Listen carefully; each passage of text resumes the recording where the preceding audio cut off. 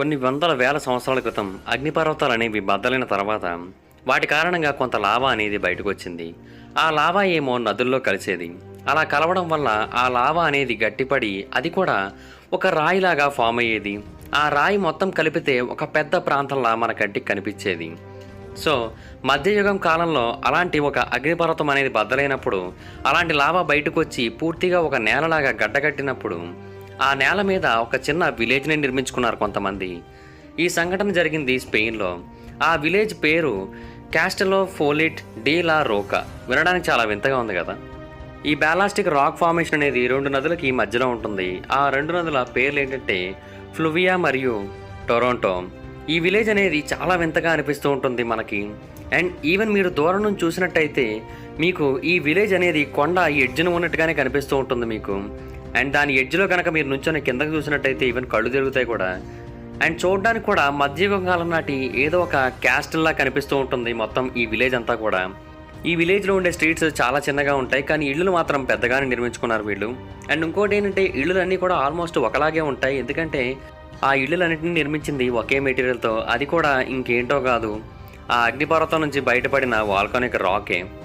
పైన చూసినట్టయితే మీకు ఇళ్ళన్నీ కూడా అగ్గిపెట్టెలాగా పక్కపక్కన పేర్చినట్టుగా అనిపిస్తూ ఉంది కదా. ఒక్క స్టెప్ మనం పొరపాటున రాంగ్గా వేసినా కూడా మనం ఆ కొండ మీద నుంచి కిందన పడిపోయే అవకాశం ఎక్కువగా ఉంది. ఇంకోటి ఏంటంటే వర్షాకాలం వచ్చిందంటే వీళ్ళు చాలా భయంగా గడుపుతూ ఉంటారు, ఎందుకంటే ఎప్పుడు కొండ చర్యలు విరిగిపడతాయో ఎప్పుడు వీళ్ళ ఇల్లు కూలిపోతాయో వీళ్ళకే తెలియని పరిస్థితి. అండ్ ఇంకోటి ఏంటంటే ఆ ప్రాంతంలో అన్నిటికంటే ఒక పెద్ద బిల్డింగ్ ఉంది, దాని పేరు సెయింట్ సాల్వడార్ చర్చ్. మొత్తం ఇళ్ళన్నిటికంటే ఇదే కొంచెం పెద్దగా ఉంటుంది. అండ్ ఈ చర్చిని నిర్మించింది కూడా 13వ శతాబ్దంలో అంట. సో అంటే చాలా ఎక్కువ చరిత్ర కలిగి ఉంది దీనికి. అండ్ ఆఫ్ కోర్స్ 13వ శతాబ్దంలో నిర్మించిందే ఇప్పటివరకు లేదు, మధ్యలో ఇంకొన్నిసార్లు మళ్ళీ రీబిల్డ్ అయితే చేశారంట. అండ్ ఇంకోటి ఏంటంటే ఇది ఆ ప్రాంతంలో ఉన్న అత్యంత చిన్న టౌన్స్లో ఒకటంట. దీంట్లో ఉన్న పాపులేషన్ కేవలం 1000 వరకు మాత్రమే ఉంటుంది. కానీ ఆ 1000 జనాభాకే ఇక్కడ 2 మ్యూజియంలు ఉన్నాయంట. ఒక మ్యూజియం ఏమో హిస్టరీ సంబంధిత మ్యూజియం, మరొక మ్యూజియం ఏమో క్యూర్డ్ మీట్స్ మ్యూజియం. నిజమే, మీరు ఈ మ్యూజియం కనుక వెళ్ళినట్టయితే మీట్ మేకింగ్కి సంబంధించిన హిస్టరీని తెలుసుకోవచ్చు. అలాగే వేరు రకాల మీట్స్ ఎటువంటి టేస్ట్ని కలిగి ఉంటాయనే విషయాల గురించి తెలుసుకోవచ్చు. అలాగే లోకల్గా దొరికే మీట్ అనేది మనకి ఎలా ఉంటుంది, ఇలాంటి కొన్ని విషయాలను అయితే మనం తెలుసుకోవచ్చు. అయితే ఇది మాత్రమే కాకుండా ఈ ప్రపంచవ్యాప్తంగా ఇలాంటి వింతైన విలేజెస్ ఎన్నో ఉన్నాయి, అవి కూడా ఒకసారి చూద్దాం. యుఎస్ఏలో మొనావి అనే ఒక విలేజ్ ఉంది. ఇది విలేజ్ అని కూడా అనకూడదు, దీన్ని టౌన్ అనే అనాలి, ఎందుకంటే ఇది టౌన్గా గుర్తింపు పొందింది. దీంట్లో ఒక క్లర్క్ ఉన్నారు, ఒక మేయర్ ఉన్నారు, ఒక ట్రెజరర్ ఉన్నారు, ఒక లైబ్రేరియన్ ఉన్నారు, ఒక కీపర్ ఉన్నారు, ఒక బార్ టెండర్ ఉన్నాడు. బట్ వీళ్ళందరూ ఉన్నది ఎవరి కోసమో తెలుసా? ఒకే ఒకరి కోసం. ఎస్, నిజమే, ఈ టౌన్ యొక్క పాపులేషన్ 1. అండ్ ఇప్పుడు దాకా నేను చెప్పిన ఈ లిస్ట్ ఏదైతే ఉందో అదంతా కూడా ఒక్కరే. ఎల్సీ అనే ఒక మహిళ ఈ ప్రాంతంలో నివసిస్తూ ఉంటుంది. అండ్ ఆమె మేయర్, ఆవిడకి ఓటేసుకుంటూ ఉంటుంది, ఆవిడే ట్యాక్సులు కట్టుకుంటూ ఉంటుంది. అండ్ 2004వ సంవత్సరం నుంచి ఇప్పటి వరకు ఒక్కరితే ఉంటుంది అక్కడ. అఫ్కోర్స్ అంతకుముందు అయితే ఈ ప్రాంతంలో కొంతమంది నివసించేవారు, ఒక 130 ఫ్యామిలీస్ అయితే ఇక్కడ నివసించేవి. వాళ్ళందరూ కూడా ఈ ప్రాంతంలో గ్రోసరీ షాప్స్లోని మరియు రెస్టారెంట్స్లో వర్క్ చేయడానికి వచ్చారు. అండ్ అప్పట్లో ఫార్మింగ్ కండిషన్స్ అనేవి చాలా బాగుండేవి, కాబట్టి ఇక్కడ నివసించడానికి కూడా సిచ్యువేషన్స్ బాగానే ఉండేవి. కానీ ఎప్పుడైతే ఫార్మింగ్ కండిషన్స్ చాలా వరస్ట్గా మారాయో ఈ ప్రాంతంలో నివసిస్తున్న ప్రజలు ఒకరి తర్వాత ఒకరు మెల్లిగా ఇక్కడ నుంచి వెళ్ళిపోవడం మొదలుపెట్టారు. అలాగే ప్రస్తుతానికి ఆ ఒక్కరితే మాత్రమే మిగిలింది. మళ్ళీ ఒకసారి మనం స్పెయిన్లోకి వచ్చినట్టయితే మరొక విలేజ్ ఉంది, దాని పేరు సెటనిల్ డెలాస్ బోడెగాస్. ఏవేవో వింత పేర్లు పెడుతున్నారు కదా వాటికి. సో యాక్చువల్గా ఇది కూడా ఒకప్పుడు చాలా మంచి టౌన్ అనే చెప్పాలి. ఇక్కడ 3000 మందికి పైగా నివసిస్తూ ఉన్నారు. ఒకప్పుడు ఇంకా ఎక్కువ ఉండేవారు, బట్ ప్రస్తుతానికైతే ఇక్కడ నివసించే వారి యొక్క సంఖ్య అనేది తగ్గిపోయింది. అయితే ఇక్కడ ఉన్న వాళ్ళందరూ కూడా ఎక్కడ నివసిస్తున్నారో తెలుసా? ఒక పెద్ద కొండ కింద, వాటిని క్యాటేజ్ మౌంటైన్స్ అని అంటారు, వాటి కింద నివసిస్తూ ఉన్నారు వీళ్ళందరూ కూడా. యాక్చువల్గా ఇక్కడ రిస్క్ ఎక్కువే ఉన్నప్పటికీ కూడా వీళ్ళు సేఫ్టీ కూడా ఎక్కువే ఉందని చెప్తూ ఉన్నారు. అదేంటంటే ఈ కొండలన్నీ వాళ్ళకి షెల్టర్లా ఉపయోగపడుతున్నాయంట. విపరీతమైన వర్షం పడినప్పుడు ఆ వర్షం వీళ్ళ మీద పడకుండా, విపరీతమైన ఎండ కాసినప్పుడు కూడా ఆ ఎండ వీళ్ళ మీద పడకుండా ఈ కొండ అనేది వీళ్ళకి రక్షణగా నిలుస్తూ ఉందంట. సో సమ్మర్లో ఏమో చల్లగా ఉంచుతూ, వింటర్లోనేమో వేడిగా ఉంచుతూ చాలా హ్యాపీగా అనిపిస్తుందంట వీళ్ళకి ఆ కొండ కింద నివసించడం అనేది. బట్ ఎప్పటికైనా సరే అలాంటి కొండల కారణంగా రిస్క్ అయిన విషయం అయితే వాళ్ళకి చెప్పడానికి అఫీషియల్స్ ట్రై చేస్తున్నారు. ఆస్ట్రేలియాలో కూడా ఒక టౌన్ ఉంది, ఆ టౌన్ పేరు కూబర్ పెడి. ఈ కూబర్ పెడి అనేది ఒకప్పుడు ప్రీషియస్ ఓపల్స్కి బాగా పాపులర్. అండ్ అంతేకాకుండా దీనిలో అండర్ గ్రౌండ్ రెసిడెంట్స్ కూడా ఎక్కువగా నివసిస్తూ ఉంటారు, వాళ్ళకు కూడా బాగా పాపులర్ ఇది. ఒకప్పుడు ఈ ప్రాంతంలో మైన్స్ ఉండేవి. బట్ కాలం గడుస్తున్న కొద్దీ మైనర్స్ ఈ ప్రాంతాన్ని వదిలేసి వెళ్ళిపోయారు. ఎందుకంటే ఆ మైన్‌లో ఎటువంటి వస్తువులు కూడా దొరకడం మానేశాయి. అయితే మైన్ సక్సెస్‌ఫుల్‌గా రన్ అవుతున్న టైంలో ఆ ప్రాంతంలో వెంటిలేషన్ కోసం అని చెప్పి కొన్ని వెంటిలేషన్ పైప్స్‌ని అక్కడ భూగర్భంలో ఏర్పాటు చేయడం జరిగింది. యాక్చువల్‌గా టెంట్ కోసం అని చెప్పి అలా చేశారు. కానీ ఆ తర్వాత మెల్లిమెల్లిగా అదే అండర్‌గ్రౌండ్ హోమ్స్‌గా మారిపోయింది. ప్రస్తుతానికి అక్కడ అండర్‌గ్రౌండ్‌లో చాలా ఇళ్లులున్నాయి, 3 చర్చులున్నాయి, ఒక బుక్ స్టోర్ ఉంది, ఒక ఆర్ట్ గ్యాలరీ ఉంది, ఒక బార్ ఉంది, ఒక హోటల్ ఉంది, స్విమ్మింగ్ పూల్స్ 2 ఉన్నాయి. ఇవి కాకుండా ఇంకా చాలా రకాల ఫెసిలిటీస్ అయితే ఉన్నాయి. మొరాకోలో కూడా మనకొక అద్భుతమైన విలేజ్ అనేది కనిపిస్తూ ఉంటుంది. ఈ విలేజ్ పేరు చెఫ్కావెన్. ఇది దేనికి పాపులరో తెలుసా?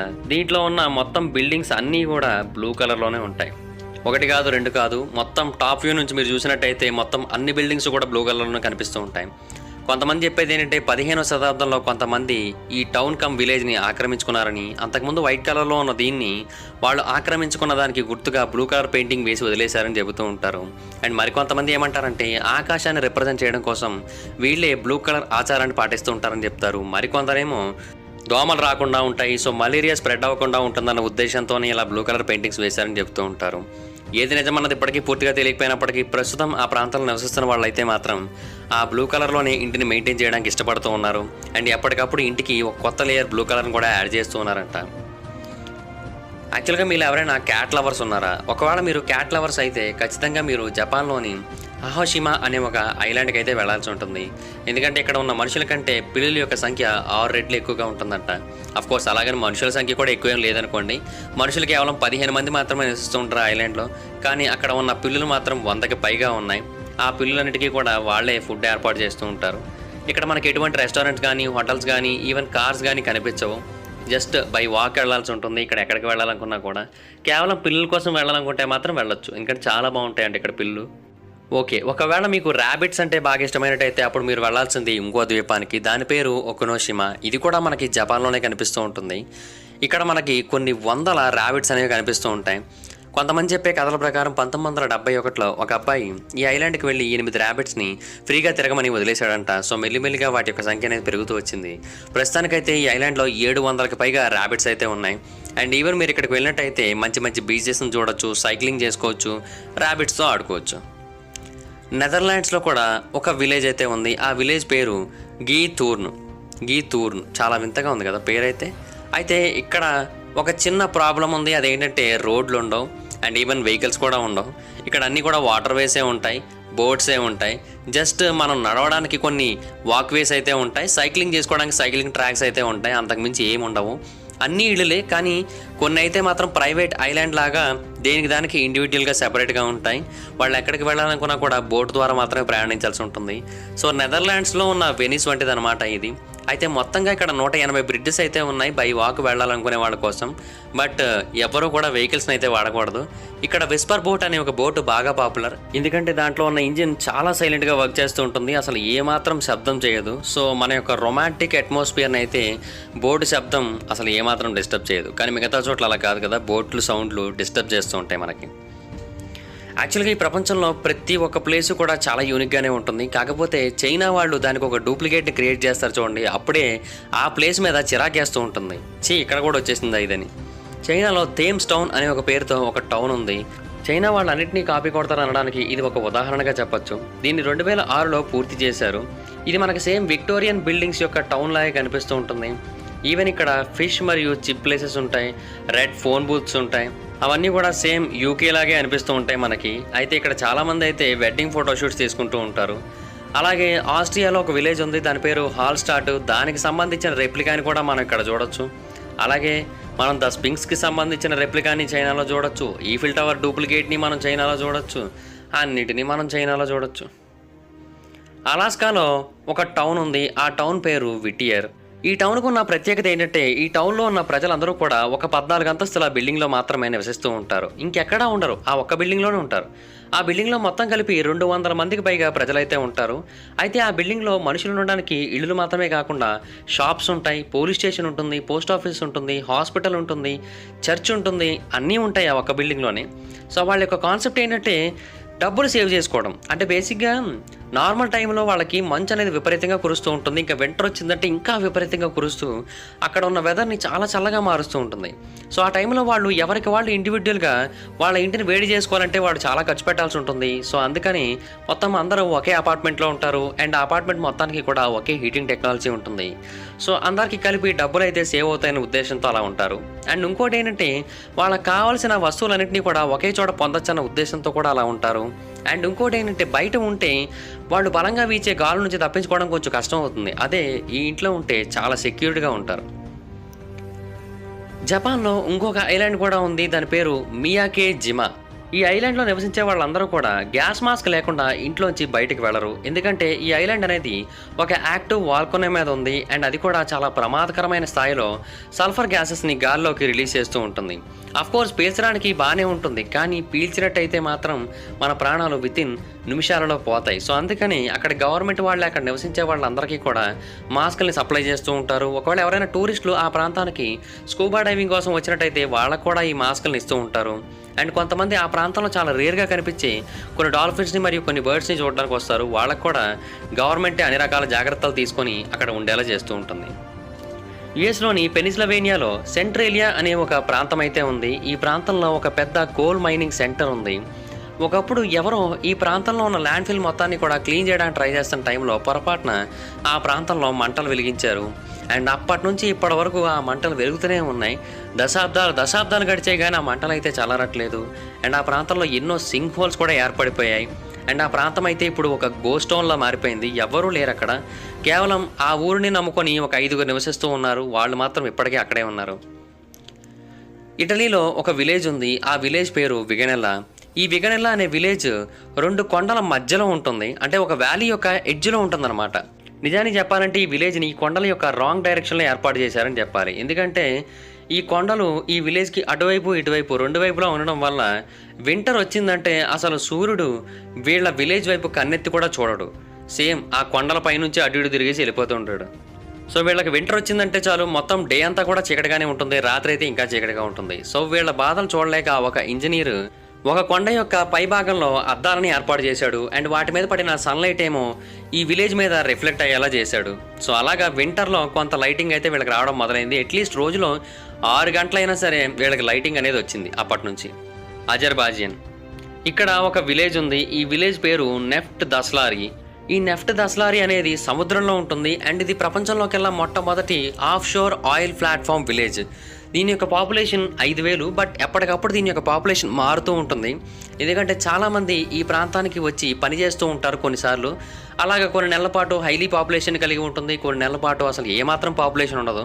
కానీ ఈ ప్రాంతంలో కూడా కొన్ని హోటల్స్ ఉన్నాయి, కొన్ని బేకరీస్ ఉన్నాయి, రీక్రియేషన్ సెంటర్స్ ఉన్నాయి, ఇంకేంటి చాలా ఉన్నాయి. మొత్తం ఒక నార్మల్ టౌన్లో ఎలా ఉంటాయో అన్నీ ఈ టౌన్లో కూడా ఉంటాయి.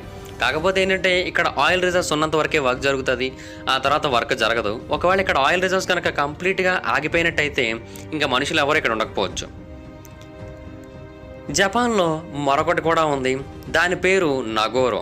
ఈ నగోరో అనే టౌన్లో గత 20 ఏళ్లలో ఒక్కసారి కూడా పిల్లలు పుట్టలేదంట. ఇక్కడ కేవలం 50 మంది మాత్రమే నివసిస్తూ ఉన్నారు. సో, మీకు అనిపిస్తూ ఉంటుంది కదా అంత పెద్ద విలేజ్‌లో 50 మంది అంటే ఇన్‌కంప్లీట్‌గా ఉంటుందని. కానీ కాదు. ఈ విలేజ్ అనేది కంప్లీట్ అయిపోయింది. ఎందుకంటే ఇందులో 350 మనిషి లాంటి డాల్స్ ఉన్నాయి. ఒకసారి ఈ ప్రాంతంలో నివసిస్తున్న ఒక వ్యక్తి యొక్క కూతురు తన తండ్రిని చూడడానికి 2000 సంవత్సరంలో ఇక్కడికి వచ్చిందంట. అయితే అప్పటికే ఈ విలేజ్లో ఉన్న షాప్స్, విలేజ్లో ఉన్న స్కూల్స్ అన్నీ కూడా చాలా ఎంటీగా కనిపించాయంట. అదే ఆమెకు అసలు నచ్చలేదంట. సో, ఆమె మరియు ఆమె యొక్క ఫ్రెండ్స్ కలిసి ఎలాగైనా సరే ఈ ప్రాంతాన్ని కొంచెం అందంగా మార్చాలనే ఉద్దేశంతో కొంచెం క్యూట్గా ఉన్న మనిషి ఎత్తులో ఉండే బొమ్మలని 350కి పైగా బొమ్మల్ని ఈ ప్రాంతంలో ఏర్పాటు చేసి వెళ్ళిపోయారు. అప్పటి నుంచి ఈ ప్రాంతం కొంచెం అందంగా కనిపించడం మొదలుపెట్టింది. యుఎస్ఏ. ఒకవేళ మీరు ఈ ప్రపంచంలోకెల్లా అత్యంత ఎక్కువగా రిలాక్సేషన్ ఇచ్చే ప్లేస్ కోసం వెతుకుతున్నట్టయితే మీకు యుఎస్ఏలో కొన్ని విలేజెస్ అయితే కనిపిస్తూ ఉంటాయి. ముఖ్యంగా ఫ్లోరిడాలో. ఈ విలేజెస్లో కనుక మీరు సెటిల్ అయినట్టయితే మీ యొక్క రిటైర్డ్ లైఫ్ని, మీ యొక్క ఆఖరి రోజుల్ని చాలా సంతోషంగా గడపచ్చని చెబుతూ ఉంటారు. ఎందుకంటే ఇక్కడ 2 ముఖ్యమైన కండిషన్స్ ఉన్నాయి. అదేంటంటే ఇక్కడ నివసించాలంటే ఖచ్చితంగా ఆ ఇంటిలో ఒక్కరైనా సరే 55 ఏళ్ళు పైబడిన వాళ్ళు ఉండాలి. అండ్ అంతేకాకుండా 18 లేదా అంతకంటే తక్కువ వయసున్న వాళ్ళు ఎవరిని కూడా ఇక్కడికి తీసుకురాకూడదు. అండ్ ట్రాన్స్పోర్టేషన్ కోసం మనం ఇక్కడ ఎక్కువగా వాడే వెహికల్ ఏంటో తెలుసా? Golf cart. ఇక్కడ మనకి నార్మల్ వెహికల్స్ అయితే కనిపించవు. ఇక్కడ చాలా రకాల యాక్టివిటీస్ని అయితే చేస్తూ ఉంటారు ఇక్కడ నివసించే వాళ్ళందరి కోసం. రెగ్యులర్గా ఫన్ యాక్టివిటీస్ కూడా జరుగుతూ ఉంటాయి కాబట్టి అసలు ఏమాత్రం బోరింగ్ అనిపించదు. టునీషియా. ఉండడానికి ఇళ్ళు లేక కేవ్స్లో నివసించే వాళ్ళని, కొండల దగ్గర నివసించే వాళ్ళని మనం చూసుంటాం. కానీ కొండల్లో గుహల్ని తవ్వుకునే నివసించే వాళ్ళని మనం చూసే ఉంటామా? చూడం కదా. సో టునీషియాలోని మటమట అనే ఒక విలేజ్ వాళ్ళు అయితే కావాలని కొన్ని గుహలనైతే తవ్వుకొని అందులో ఇల్లు కట్టుకొని నివసిస్తూ ఉంటారు. శాండ్ స్టోన్ గుహలు అవి. సో అందువల్ల చాలా ఈజీగా తవ్వేసుకుంటుంటారు వాళ్ళు. అండ్ కొన్నిసార్లు అయితే పెద్దగా తవ్వుకుంటారు, కొన్నిసార్లు చిన్నగా తవ్వుకుంటారు. అండ్ ఈవెన్ దీంట్లో రూమ్స్ మాత్రమే కాకుండా రకరకాల లగ్జరీ ఐటమ్స్ అయితే నిర్మించుకున్నారు వాళ్ళు. అండ్ ఈవెన్ గవర్నమెంట్ వాళ్ళు మీకు కావాలంటే నేల మీదే ల్యాండ్ ఇస్తామయ్యా అని చెప్పినప్పటికీ కూడా వద్దు, మాకు ఇవే బాగున్నాయని చెప్పి వాళ్ళందరూ ఆ లోపల ఉండడానికి ఇష్టపడుతూ ఉంటారు.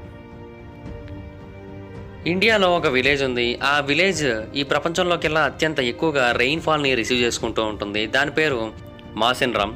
ఇక్కడ నివసించే ప్రజలందరూ కూడా న్యాచురల్ లివింగ్ స్టైల్కి బాగా అలవాటు పడిపోయారు. అందుకని ఐరన్, స్టీలు ఇలాంటివి అవసరం లేకుండా చెట్ల యొక్క కాడలతోని, చెట్ల యొక్క ఓడలతోని బ్రిడ్జిలు నిర్మించుకొని వాటి ద్వారానే నదుల్ని దాటుతూ ఉంటారు వాళ్ళు.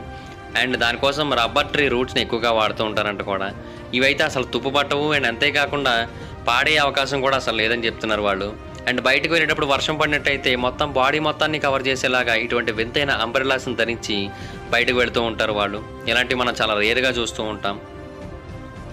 ఓకే గైస్, చూసారు కదా, ఇవి ఈ ప్రపంచవ్యాప్తంగా ఉన్న కొన్ని వింతైన విలేజెస్. వీటిలో మీకు ఏది చాలా వింతగా అనిపించిందో కింద కామెంట్ చేయండి. ఈ వీడియో మీకు నచ్చినట్టయితే లైక్ చేయండి, వీడియోని షేర్ చేయండి, మా ఛానల్ని సబ్స్క్రైబ్ చేసుకోండి, పక్కనే ఉన్న బెల్ ఐకాన్ క్లిక్ చేయండి.